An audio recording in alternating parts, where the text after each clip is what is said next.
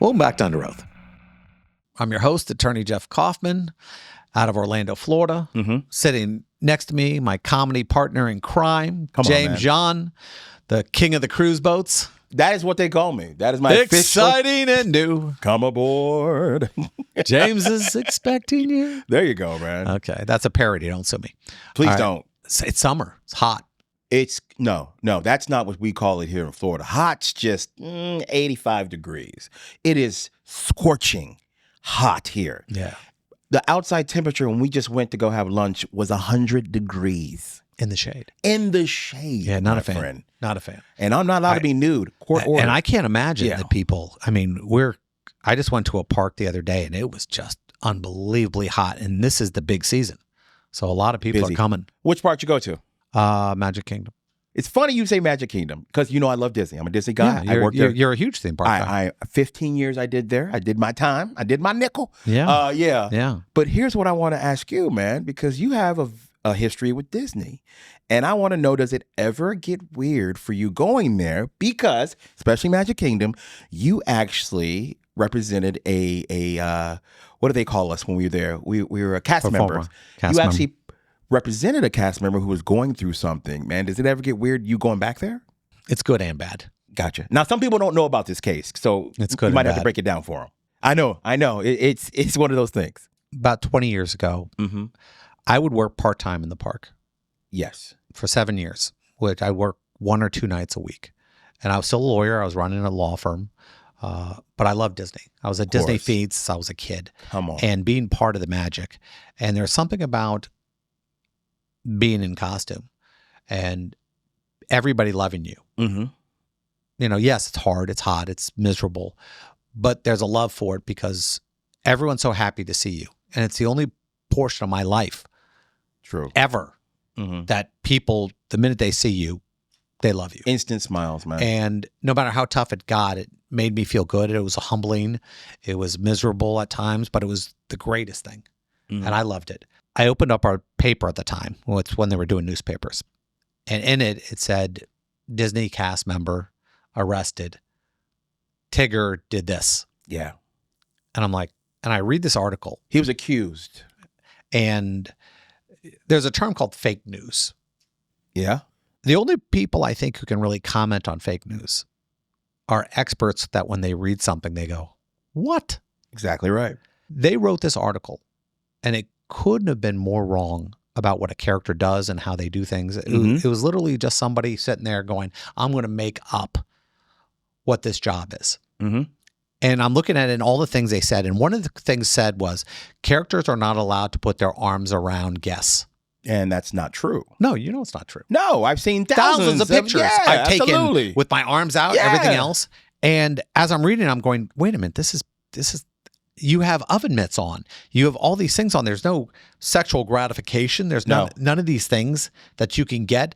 And you knew that firsthand because and I didn't know what to do. Yeah. Because I wasn't sure because I didn't want to be outed either. As a lawyer. And when I say outed, yeah, working at the parks for 7 years and nobody knowing you're an attorney is great because then you don't have to worry about your job. Correct. Because Disney's not going to fire you. No. They don't have a reason to fire you. No. And I sat there for a day or two and I was just sick because I knew this guy. And every day every moment there's another article, there's another thing. I'm going, he's going to get killed. Yay. So I asked my partners, I said, listen, do you mind if I do this? They go, Jeff, you don't do this anymore. I said, I know, but this is wrong. And my partner, Craig, goes, yeah, no problem at all. Because this is criminal defense and you did personal injury. Yeah, I wasn't doing that at the time. Yeah. And I called it. Now, you're not allowed to directly contact a potential client unless you're doing it for free. So I contacted this guy and I said, listen, I'm an attorney in Florida. I want to represent you for free. I know what's going on. I feel bad. Well, him and his family came in and they wondered why I was doing it. And then when I revealed what I was, and without saying anything they said, I wound up representing him.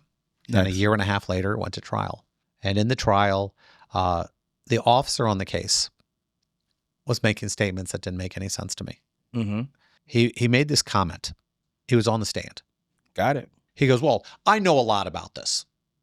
And I'm going, how would you know a lot about this? Yeah. Did you do anything? He goes, well, I put on the gloves.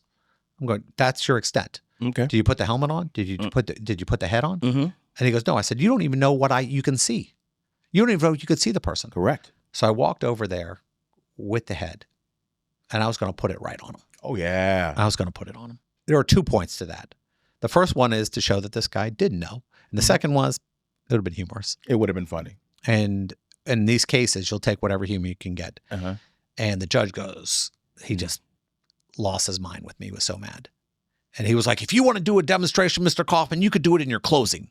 Aha. Which you never get to do. Okay. And I'm going, did he just tell me I can put the costume on?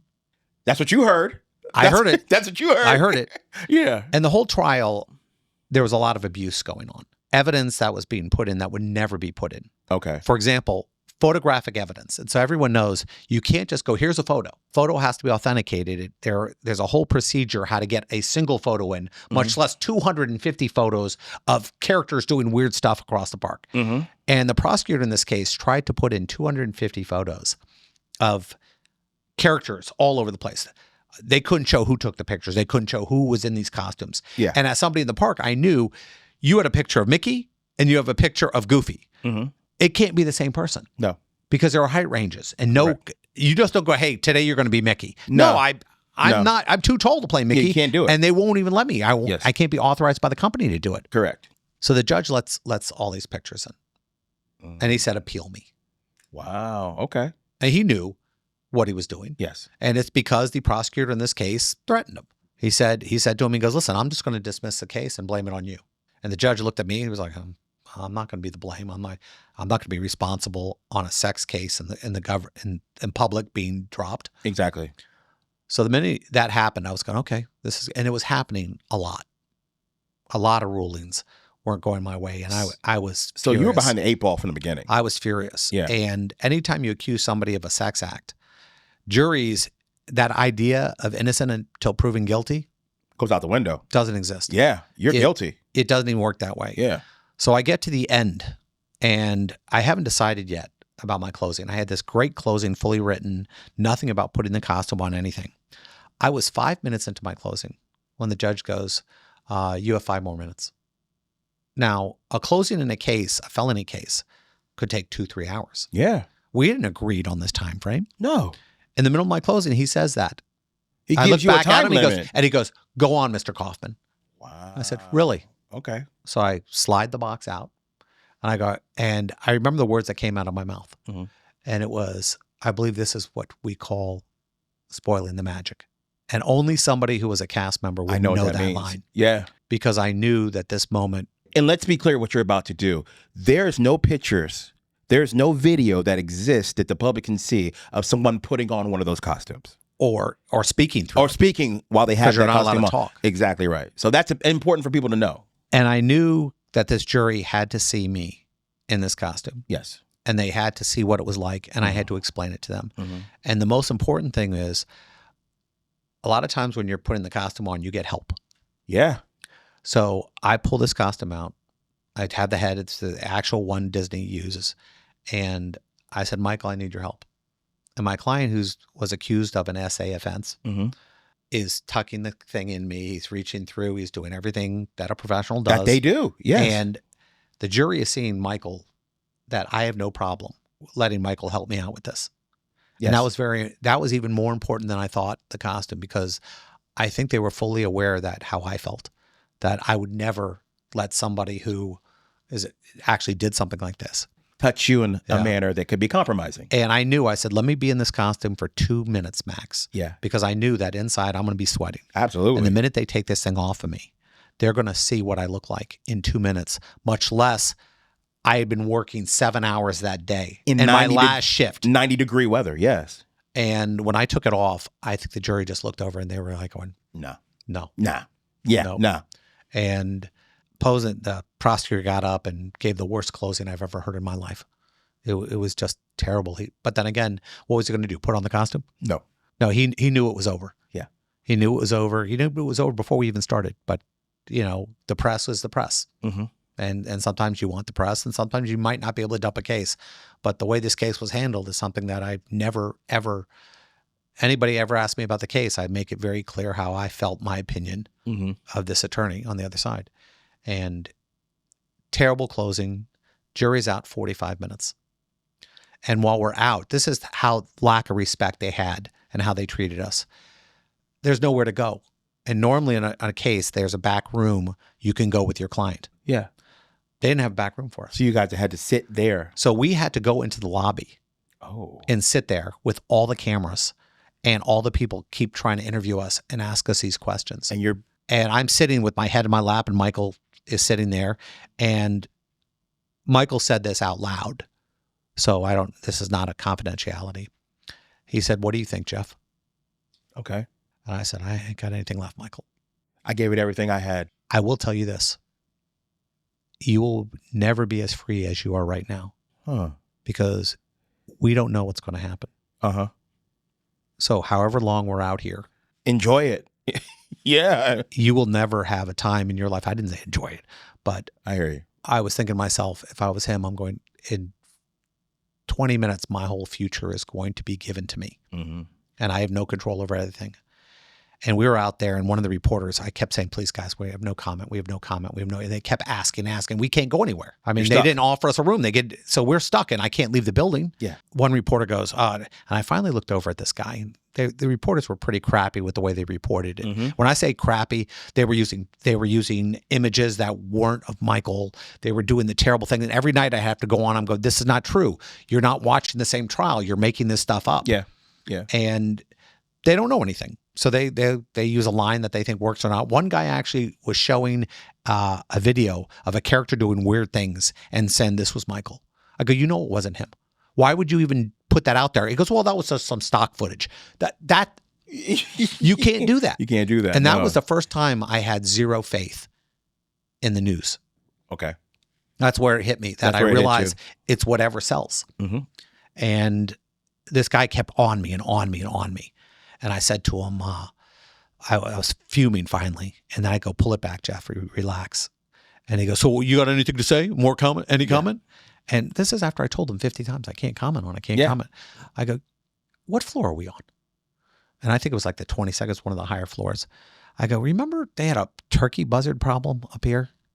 A lot of turkey buzzards were living in like the new roof, and all around, and they were building these huge nests, and they couldn't get rid of them. And all that other. And I go, remember when that happened? Yeah, that was how many years ago? That's it. I go, it feels like they all moved in here. Just, I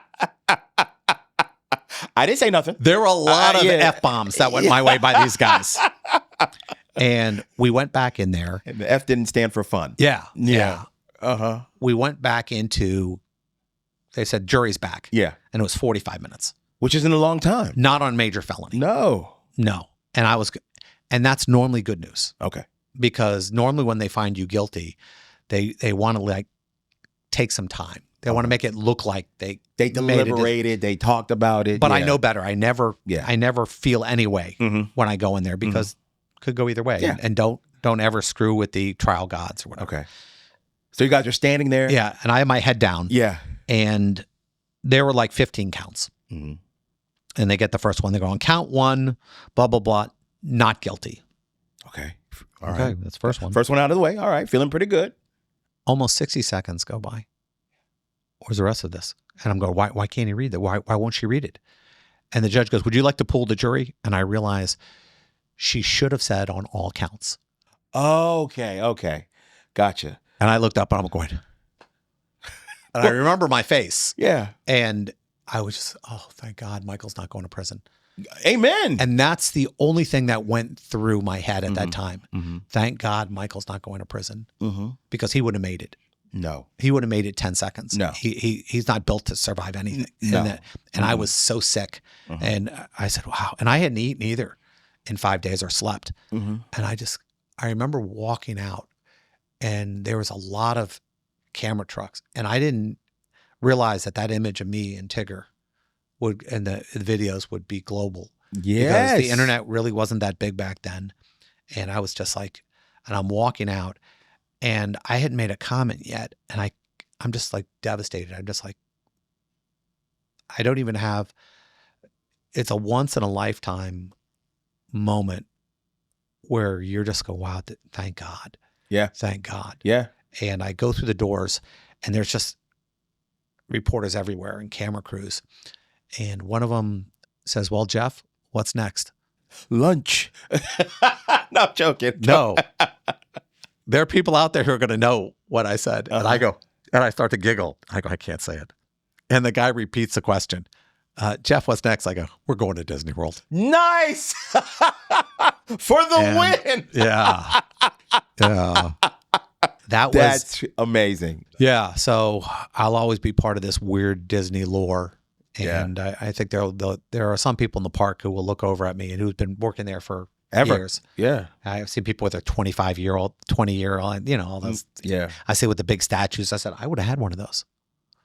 I would still have been working there part-time to this day. God bless. If they would have accepted it. Mm-hmm. So, hey, to my fellow cast members, I love you. I know it's hot out there. Make sure you take your breaks and drink a lot of water. Mm-hmm. And if you work outside, sorry. Sitting next to me in a shirt that clearly does not fit, my partner, Craig Lind. What is wrong with you? They just do that by themselves sometimes. No. I can't help it. Oh, and the buttons just pop? That's the look now. No, it's not. That was a look in the 70s. You and Burt Reynolds have the same look. I love Burt. A lot of stuff going on. We got a lot. We got our boy Epstein, who we're still talking about, which I can't say our boy. That sounds bad. They go, nothing to look at anymore. And I'm like, are you buying that? Are you buying there's nothing here? What if there was? I mean, there's the island. We know the island. Yes. The island stuff happened on the island. Yeah. Come on. And it just so happens that all of these extremely powerful, wealthy people visited the island. And we are to believe that these hundreds of girls that were trafficked to that island, hundreds, okay, that were only for Jeffrey Epstein. He's selfish. He was that insatiable. He needed that many little girls. He could have been that guy. He could have been the Wilt Chamberlain at the same time of pedophiles. All of these other people are visiting, who all individually have rumors of some kind of sexual impropriety somewhere else in their life. And they all just happen to congregate on this one island that only Jeffrey Epstein is having sex with these other underage girls. That is the story we are being asked to believe by the people who told us, if you get the COVID shot, you won't spread it. Yeah, but the people... I rest my case. But that's not the people in now. I'm done. I won. No, the people in now aren't the people. The people are in there said, hey, you need to take a look at it. And now that we've taken a look at it, they go, nothing to see. I remember Bongino and Kash Patel when they weren't in the government. Hey. I remember those guys saying, hey, we need to get to the bottom of this. And they did. We need to get to the bottom of this. And they did. Come out and say, nothing to see here. Yeah. You can convince somebody to kill themselves. Right. And that would still be murder, seconds. Right? If I threaten everyone you love, negligent. I believe it's negligent. No. I'm talking about, hey, I'm going to torture and rape and burn alive anybody who's still alive in your family unless you hang yourself. Now, if I make a credible threat like that to you, and I say you can avoid all that, just kill yourself. I'll even provide you the opportunity to do it. There's a pretty good chance that in order to save your loved ones, you would kill yourself. What do you provide you the opportunity? Give you a window. I thought he died with a bed sheet. Well, did he? We're being told. They didn't have cameras in there. They didn't have cameras in there. Not in his cell. They had cameras outside the cell. Well, yeah, you could watch who went in and out of that area. Right, but nothing. Or so we're told. I don't know. How do I know that there's not another way into that block? And they're just not telling us that. I mean, it's like a secret entrance. Like here is like the Batman. You pull the head down and the door opens. Yes. No. Stop it. But I don't. It might not even be that elaborate. It might be just another door that's not hidden at all, and we just don't know about it. I think you're going full zebra on me. Zebra. You know what does that mean? Zebra. I don't. I see a pile of crap in my backyard, and I don't assume. I assume a zebra. I got a zebra. No way, it's a horse. No way, it's a dog. It's got to be a zebra. No, the easiest common denominator is this. We used to do criminal defense a long time ago, and who are the people on the bottom end in any prison? The person who's most likely to get killed by other inmates. The snitches. No. What's worse? Well, maybe the pedophiles. Pedophiles are the ones, and these are the ones who get raped the most. So you got the most raped and the most murdered. So if I know I'm looking forward to that, and Epstein, I don't think he was built for prison. No private jets in prison. Yeah. Well, the problem with that theory, though, Jeff, is that he was caught way, way, way before any of this bubbled to the surface. He was caught in Florida. He wasn't prosecuted in Florida because he got out. Because he, quote, belonged to intelligence. Okay, hold on. He wasn't. That's not so. He paid off the right people. No, he wasn't even in jail. They were letting him out. He was actually in and out. I think there's an Attorney General Acosta, I think, is the one who said that somebody got taken care of. He didn't prosecute him because he was told he belongs to intelligence. Oh, intelligence meaning the rich people. Yeah. Well, not like he wasn't a spy. So Acosta's lying. He wasn't told that. He was. Okay, I'm not going to say somebody else is lying because I don't want my ass sued. But I will tell you this. Normally, if something smells real bad, there's a problem. This dude was actually had like a free pass in his little jail cell in Florida. He was supposed to spend the night, but they didn't know. Half the time, they didn't know where he was. Okay, you just flipped. Now you're on my side. Now you actually think that there's something wrong. I'm saying he paid off people. I'm not saying that he was intelligence. I'm not saying he was part of this huge conspiracy. I'm saying that he was very powerful and paid off a lot of people. I mean, look how many people were in his jets. He had the president. President Clinton was on that jet over 20 times. Where did all the films go, though? That's what I want to know. Because he had cameras in every room. According to Bondi, they're all films of just Epstein having sex with these girls. I need somebody outside of the government to tell me that. Well, you know for why? Me to believe Hold on. You know why I'm willing to believe that? Because if we're blaming the past administration on destroying all of it, they destroyed everything other than the stuff with him. If they had access to it, they destroyed it. And that's what. That's another critique. Or it's in a special safe to be used at a later date. And that's the critique. There's a lot of guys online saying the FBI and intelligence are given the excuse of based on the material we reviewed. And one of the commentators, I think it was on X, was saying, yeah, well, based on the limited materials that you forced yourself to get, you purposely didn't investigate because you didn't want to find the incriminating stuff. So you stopped with what you had, knowing that there had to be more, but you stopped anyway because you didn't want to prosecute any more than what you had. Imagine I'm the head of a organization, very powerful organization, government organization, power. It's what it's always about. Oh, so I have Epstein and we have something to throw around in the news day. Or I can take some of the most powerful people in the world and force them to do whatever I want, whenever I want, because I have a video of them. That's what it's being used for. Why would the government ever, in a situation, we know how the government does things. I mean, come on, look at, they were investigating Trump during his campaign with a fake Russia dossier. So you're saying that there might be a good guy reason? Yes. Like we have this evil material. Yes. And we think you're evil, and we're going to kind of punish you by making you do what we want. Exactly. Otherwise, we'll release this stuff. Give us all the money you took. I mean, we've already learned, and this is in everyone. Trump has this bad habit that when he decides to scorch earth, he tells all the secrets. He tells all of it. Like, remember during the Hillary debate when he basically said, hey, listen, you know why I know it's bad? Because I used to be part of it. Yeah. Okay. Now, this is what it's really about here. U.S. aid, we found out, oh, yeah, this person's getting $1 billion. This person's getting $200 million. We didn't realize the amount of money that was being given to the families of politicians or failed politicians to, oh, here's $1 billion for space heaters. I mean, we all know that's crap. We all know the Clinton Foundation is crap. Everybody, how's Haiti doing? That's the best thing. Oh, we have hundreds of millions of dollars to help Haiti. Why is Haiti still Haiti then? Because we didn't give the money. We might have gave 1% of the money. And what's the website you can look at that before you give money to any charity? Oh, I think it's called GuideStar, GuideStar.com. Yeah, I think. Go online and look how much money goes. And I'm talking. Oh, yeah. Let me make a point. No, you can't. Don't mention the name of the charity. I'm not going to. But I know there's a charity out there that we all believed in that we found out 1%. Yeah.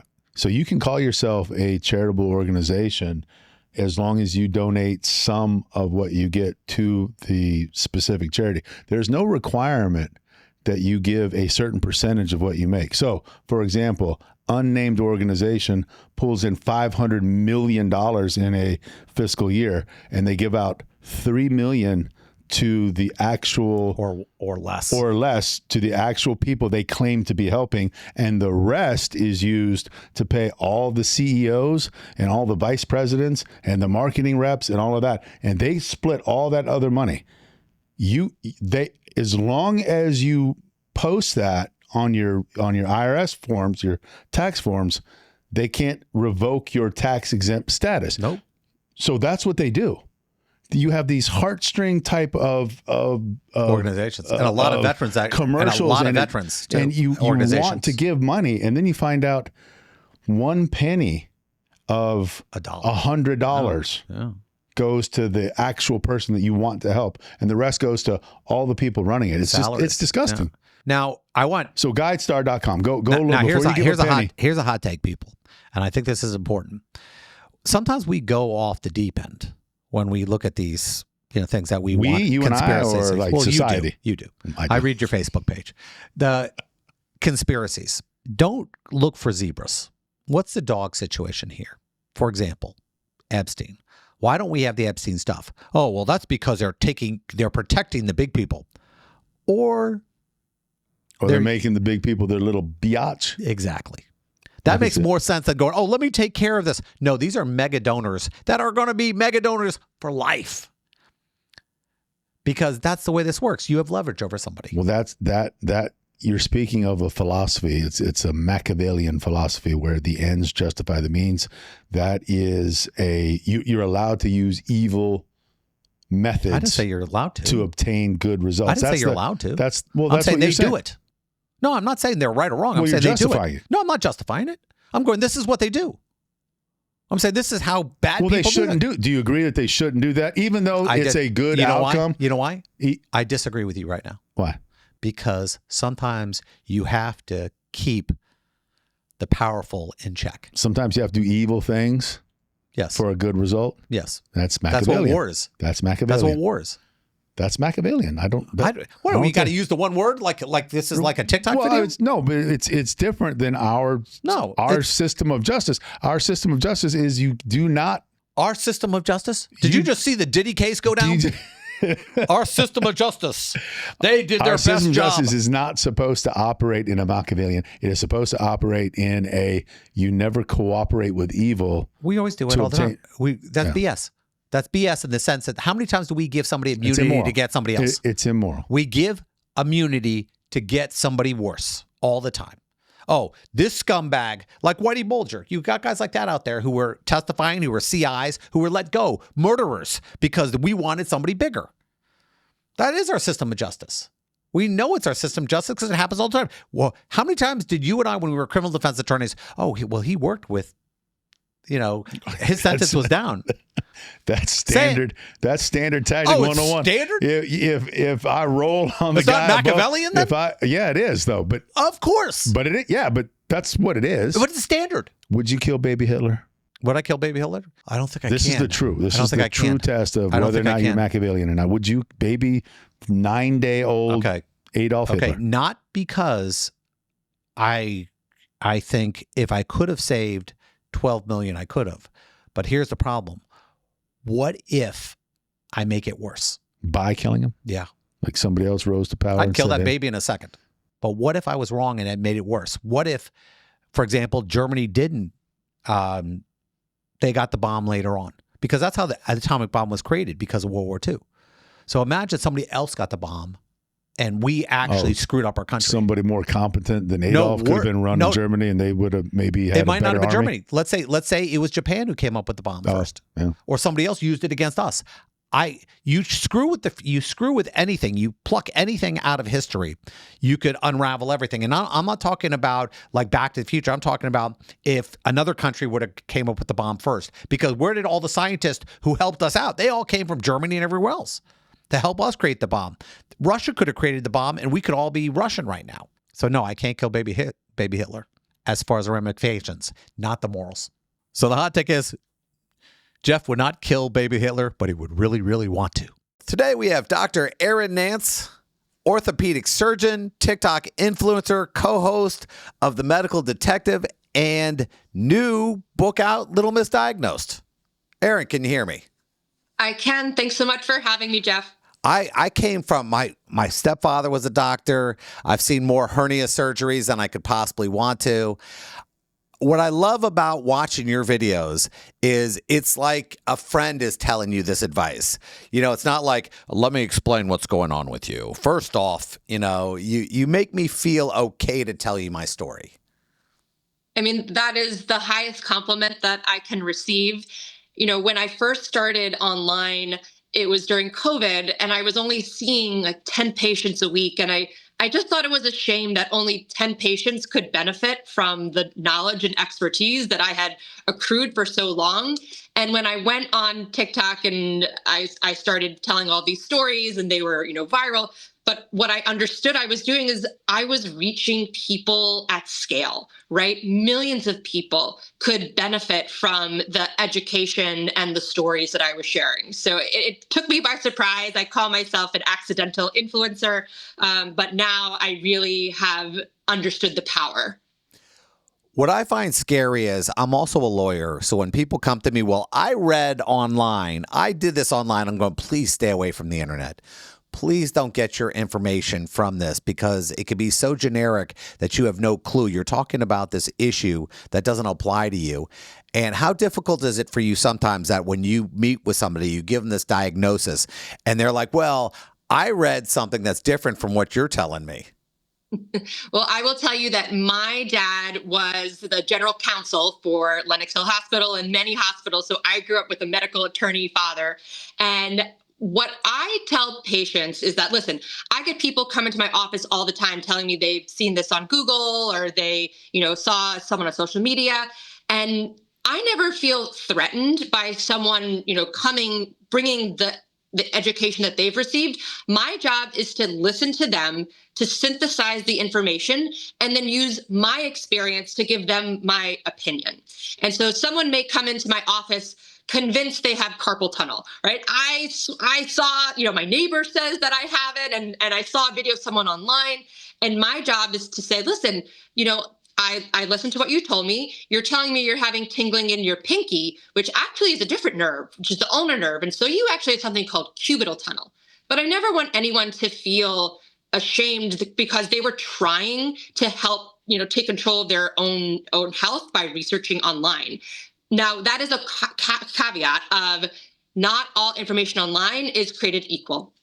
And this is part of why I created this app, Feel Better, was because I believe people deserve a place online where the information is coming from credible, vetted professionals.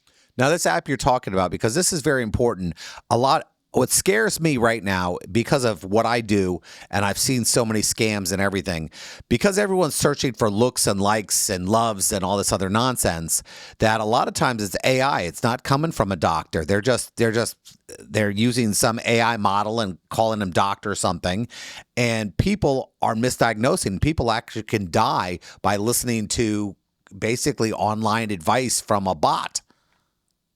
Yes. I mean, there are many problems with the current platforms. They prioritize negative information. They prioritize, as you said, views and likes. And when I set out to build my platform, we actually don't have view counts on the videos. We don't have like counts on the videos. For us, the measure of success for a video is how well did we curate the content from let's say you're looking about endometriosis, how well did we curate the content from an OBGYN doctor to someone who was looking for information about endometriosis? That's what is a successful for us, viewing experience. One of the things I see a lot of is, listen, I've been practicing law a long time. I have 30 years. I'm licensed in 18 states. Anytime somebody tries something new, the establishment, rattle, how can I say it? It gets tough because people in your industry are, this is not the way we do things. This is not professional. This is not this. And I'm sure you've gotten a lot of love from certain doctors, but you probably also have gotten the bad end where people go, well, they shouldn't be doing that. They shouldn't be doing this stuff because they're just not willing to do it themselves. They built their practice on other things. They haven't been out there. They haven't had to go to the internet. They haven't done these things. I can't imagine what it's like being a professional and being very knowledgeable and having to take crap from your peers because you do TikTok videos. I will tell you that, as I said, my videos have been viewed 150 million times on TikTok. They are very popular. It's a very successful channel. I have never had more online hate than when I would post a video on LinkedIn. And what I tell people, the worst kind of troll is an educated troll. And that's exactly what you're talking about. I find that from the establishment. But in the end, we have to meet people where they are. And they're online, they're on social media. And in my opinion, healthcare does not start when you get to your doctor's office. Healthcare starts on your phone. And right now, people are using their phone to get information. And doctors, we have lost that race to be the first voice. And what Feel Better really is an attempt to put us back in that conversation, to bring us back as your trusted source. Now, Feel Better, this group that exists, about how many people are out there part of this group? So the app just launched actually last week at a conference where I was the keynote speaker the year before, patients with chronic illness. So it's technically live on the App Store, Feel Better, BETR. And we are growing our library of content from the different content creators. But we have about 100 different physicians, health foundations, science-backed brands who are focused on medical education. And now we are going to start bringing on the users to add kind of their experience and be able to share their stories on the platform as well. COVID was terrible. And at the same time, I think it allowed us to change the way we do things. Unbelievably, like, for example, I have a lot of hearings and they're by Zoom now. I do depositions by Zoom. I do so many things because we realized, hey, we don't have to be in the room with you 24/7 to get something done. And I can actually double or triple my time helping people than I do, I'm in my car for 6 hours every week or something like that. I can't imagine how it changed your practice.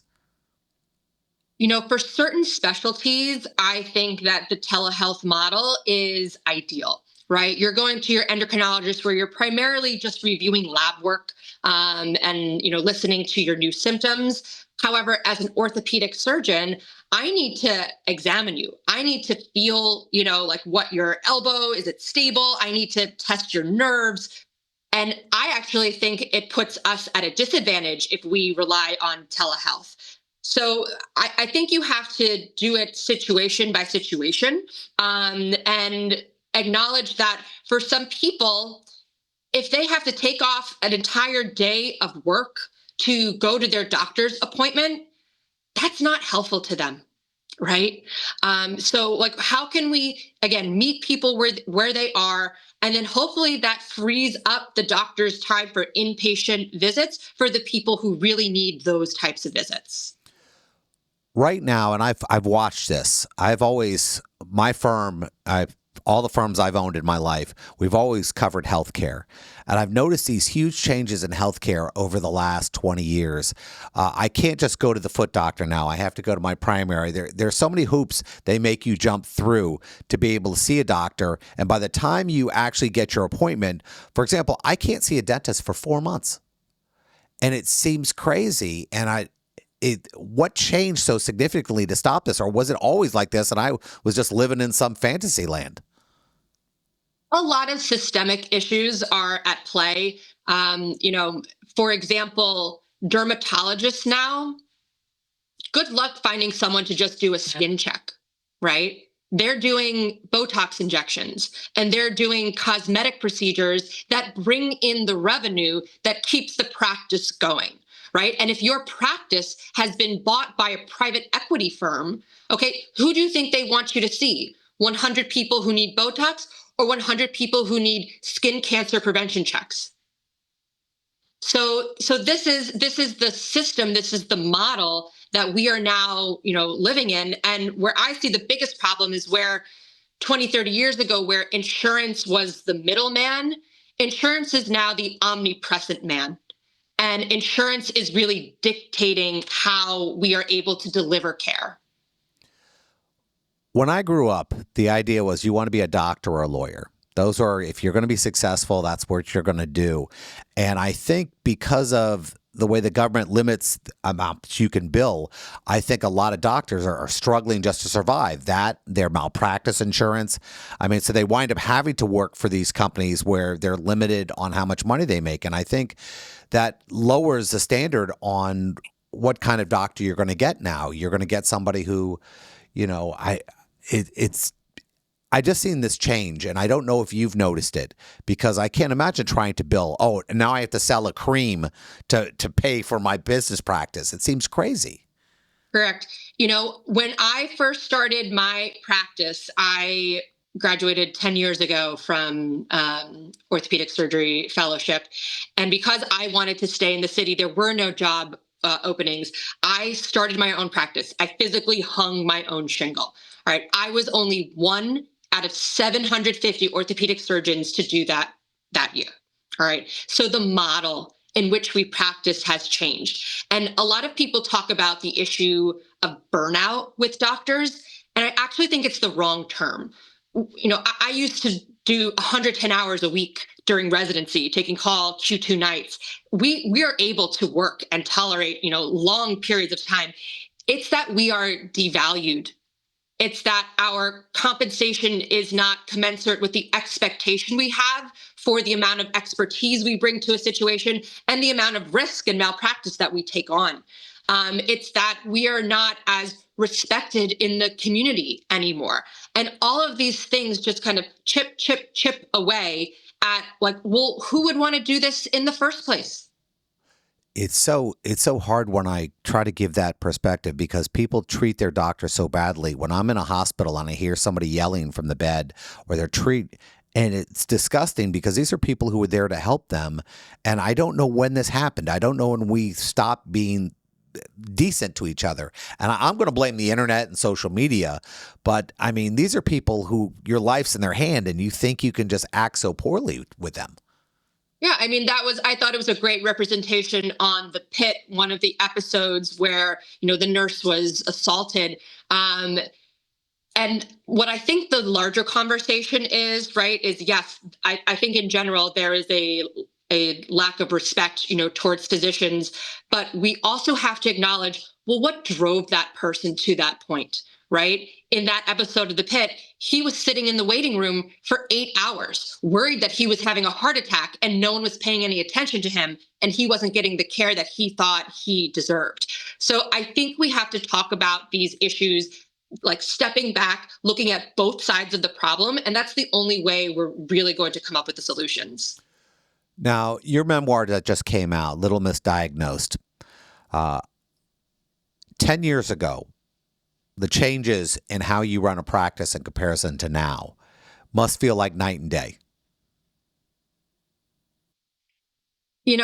When people ask me, so I am technically an out-of-network doctor, and people will say oh, because you want, so much money and everything. I was never allowed in the network because I wasn't considered valuable, because I was just a solo one-person doctor. They said, we don't need you. So I have always been an out-of-network doctor. And what I noticed is that for most patients, they have, maybe 10 years ago, they had a deductible that was like $500. And so, yeah, you would just go to your in-network doctor. But now their deductible is $10,000. So you might as well see an out-of-network doctor, because in some instances, it may even be cheaper, and you're going to see a doctor sooner and probably get much more, personalized care. I'm going to see one of those doctors, but it brings me no joy to collect a fee from a patient. Okay. It absolutely brings me no joy to do that. And I have to understand that I have limited myself in terms of the people who I'm able to actually help. And part of why I took call for so long was that when I was taking call in the emergency room, I would say that I only received reimbursement for 1 out of every 10 patients that I actually took care of. It's painful when you see, you think it's helping. And the problem, well, you mentioned the insurance companies. Now, I noticed they have a push all over the country to limit to do tort reform and to say, oh, lawyers are hurting them. But the hard part about this is that, yes, you are getting this reform, but they're not lowering their costs of insurance to doctors. It wasn't like the malpractice insurance went down. I don't think it has ever gone down in the idea that they're going to go, okay, we're doing this to protect ourselves, but you're expanding your profits. You're not helping these doctors. Correct. So I will say that there is a difference, for example, and it is directly related to tort reform, because when I started my practice in New York, my malpractice insurance was $100,000. So before I ever saw a patient, I had to pay $100,000 in medical malpractice. I had a junior resident of mine start his own practice in California. And when I was kind of advising him and telling him about what fees to expect, he said, well, my malpractice is $5,000. I said, that cannot be true. And he said, no, that's what it is. And that is because California has tort reform. So I think you're absolutely right that, for example, if New York State had tort reform, I don't think they're only charging us $5,000. No, right? no, I don't see that happening. But it does help, in the overall scheme of things. But who is it helping? And if it's just helping the insurance companies get the benefit of those, decreased, costs that they bear, then it's not actually helping the physicians who they're supposed to be serving. One of the last questions I want to cover, because it is scary, AI diagnosis. I know there are a lot of people who go, well, sometimes it's better for the AI to diagnose you than a doctor. And I'm like going, yeah, I'm not doing that. I'm sorry. So what I tell people is I think AI is an incredible tool to empower your relationship with your doctor. And what I mean by that is, let's say you come down with something, you don't have any idea what's going on. I recommend that you use ChatGPT to say, these are my symptoms. These are if you have positive test results. Can you give me a differential diagnosis of 5 conditions? And then you use that to kind of start the conversation with your doctor. But you should not be letting AI diagnose you or listening to someone else's story and let that diagnose you, but let that guide you to have a more educated conversation with your doctor. All right. On the way out the door, I just want to make sure I cover this. Little Miss Diagnosed is available on Amazon. What else? Amazon, Barnes & Noble, bookstores. There would bring me no more joy than if you went to your local library and asked for a copy so that it can be, shared, through the generations. And Feel Better, they can download that app I assume it's available on all platforms. Correct. It's on the App Store. It's Feel Better, BETR. If you're more of a podcast person, I host the Medical Detectives podcast. If you like Dateline meets Grey's Anatomy. So I'm here for all of the mediums that you like to consume medical information. Well, it was great talking to Dr. Erin Nance, and I wish you continued success, and I hope everything goes the way you want it to go. Thank you so much, Jeff. It was a pleasure. Well, that wraps up today's show. I'm attorney Jeff Kaufman. Thanks for joining us.